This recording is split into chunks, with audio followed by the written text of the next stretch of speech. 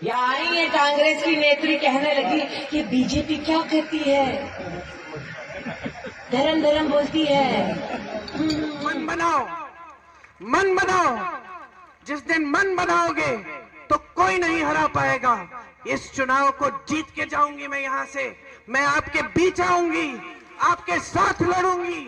बात बात पर राहुल गांधी से रार मोल लेने वाली स्मृति ईरानी अब प्रियंका गांधी से दो दो हाथ करने के मूड में हैं। यह भी सच है कि वे प्रियंका गांधी से पहली बार थोड़े ही रार ठानेंगी। इससे पहले भी स्मृति ईरानी प्रियंका को टारगेट करती आ रही हैं, जैसे ये मिमिक्री। या आई है कांग्रेस की नेत्री कहने लगी कि बीजेपी क्या कहती है, धर्म धर्म बोलती है। करके गई कि नहीं करके गई? ना हंसो अनिल, हमको भी पता है, तुम भी फेसबुकिया नहीं हो, हम भी देखा। सही है, आई ऐसे कहूँगा। कुछ नहीं किया मोदी ने। हम इतनी कीचड़ में जाते थे, अब क्यों जाते थे भैया? रोड बना लिया वो तो। 262 गांव में पक्की सड़क हम बनाए कि नहीं बनाए? ऐसे ऐसे ऐसे करके गई है दीदी हैं? अब ये बतलाओ, पीछे करने वाली दीदी अगर काम करे मोदी तो वोट किसको मिलेगा? काम करे मोदी तो वोट किसको मिलेगा?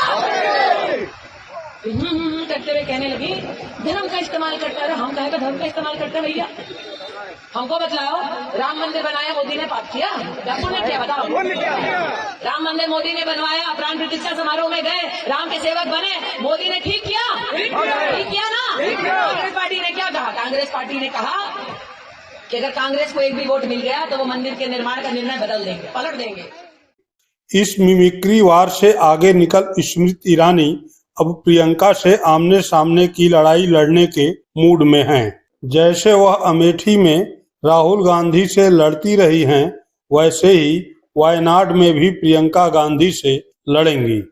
क्योंकि ईरानी की वे इच्छाएं अब भी उन्हें बेचैन करती हैं जो उन्होंने अमेठी में सार्वजनिक की थी। मेरी आवाज राहुल गांधी तक पहुंचे तो मैं उनसे कह देना चाहती हूँ, तुम जैसे कई आए कई गए, लोकतंत्र को बचाने का ढोंग करते हैं, लोकतंत्र को बचाने का ढोंग करते हैं और केरल में अपने चुनाव में आतंकवादी संगठन पीएफआई के पॉलिटिकल लीडर्स का समर्थन और उनका संरक्षण लेते हैं।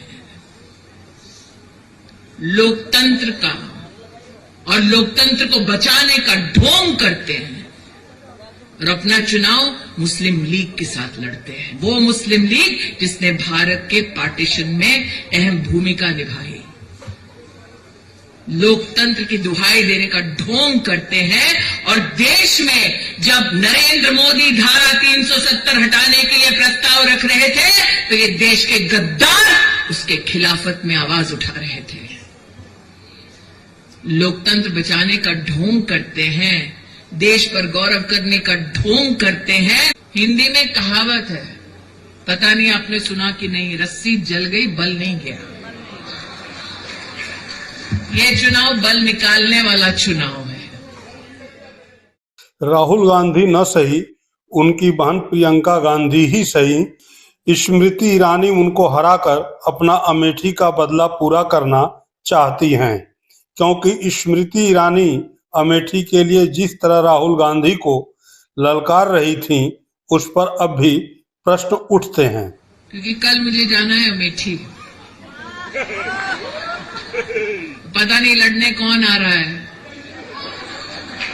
कौन खबर आएगा। मैं बताऊं क्यों आएगा। दीदी वायनाड में जब पर्चा भरने गए तो मुस्लिम लीग का अपना फ्लैग छुपा दिया, क्योंकि उन्हें पता है वायनाड में चुनाव खत्म होने के बाद उत्तर भारत आना है, मंदिर मंदिर ढोंग करने जाना है। आएंगे और फिर मुंह की खाएंगे। इसके बाद स्मृति ईरानी के साथ जो हुआ वह तो और भी बुरा हुआ। राहुल के बजाय सामने प्रियंका गांधी आई और एक ऐसी रणनीति लेकर आई कि स्मृति ईरानी कहीं की नहीं रहीं। स्मृति ईरानी को सबक सिखाने के लिए प्रियंका गांधी ने एक तरह से केएल शर्मा को जिताकर ईरानी को पैदल करने की कसम ले ली। आज ये सत्य की लड़ाई है, ये लोकतंत्र की लड़ाई है, ये संविधान की लड़ाई है, ये इस देश की लड़ाई है, इस देश की जनता की लड़ाई है। ये अपने लिए नहीं लड़ रहे हो चुनाव, ये किशोरी लाल शर्मा के लिए नहीं लड़ रहे हो, ये आप अपनी धरती के लिए लड़ रहे हो, अपने देश के लिए लड़ रहे हो, अपने लोकतंत्र के लिए लड़ रहे हो, अपने संविधान के लिए लड़ रहे हो। मन बनाओ, मन बनाओ।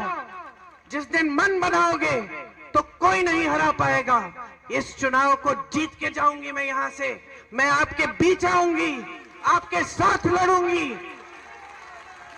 और अमेठी के इस पवित्र धरती में सही राजनीति, सत्य की राजनीति वापस लाने के लिए लड़ूंगी और कोई हमें हरा नहीं पाएगा। ये मैं आपसे कह रही हूं। प्रियंका की यह कसम पूरी हुई और स्मृति ईरानी पैदल हो गईं। अब स्मृति ईरानी को वायनाड में अपना भविष्य दिख रहा है। सोशल मीडिया में यह चर्चा तेज है कि वायनाड में स्मृति ईरानी प्रियंका के खिलाफ लड़ेंगी। ऐसा पहली बार नहीं होगा कि उत्तर भारत की लड़ाई दक्षिण भारत में लड़ी जाएगी।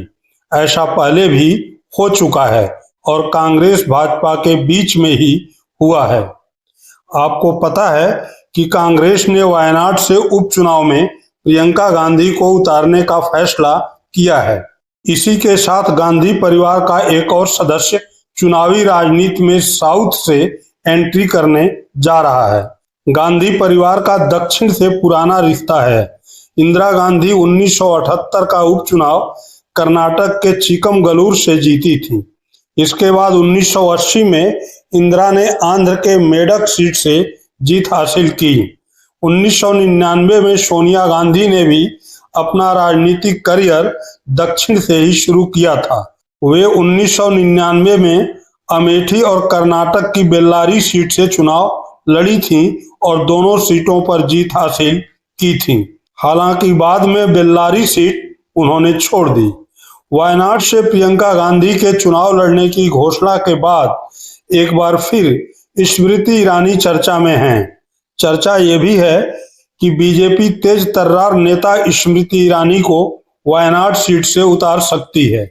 भले ही स्मृति ईरानी इस बार अमेठी से केएल शर्मा के सामने लोकसभा चुनाव हार गई हों, लेकिन 2019 में उन्होंने ही कांग्रेस के गढ़ अमेठी से राहुल गांधी को हराया था। ऐसे में बीजेपी उन्हें इस सीट से उतारकर मुकाबला दिलचस्प बनाना चाहती है। बीजेपी यह प्रयोग पहले भी कर चुकी है। 1999 में जब सोनिया गांधी के बेल्लारी से डेब्यू करने की बात सामने आई थी, तब बीजेपी ने इस सीट से सुषमा स्वराज को टिकट देकर चुनावी मुकाबले को दिलचस्प बना दिया था। सुषमा ने इस सीट पर सोनिया गांधी को कड़ी टक्कर दी थी। हालांकि वे इस चुनाव में हार गई थीं। सोनिया गांधी को 4,14,000 वोट मिले थे, जबकि सुषमा स्वराज ने 3.5 लाख से ज्यादा वोट हासिल किए थे। सोनिया गांधी इस चुनाव में करीब 56,000 वोट से जीत पाई थी। बहुत बहुत धन्यवाद।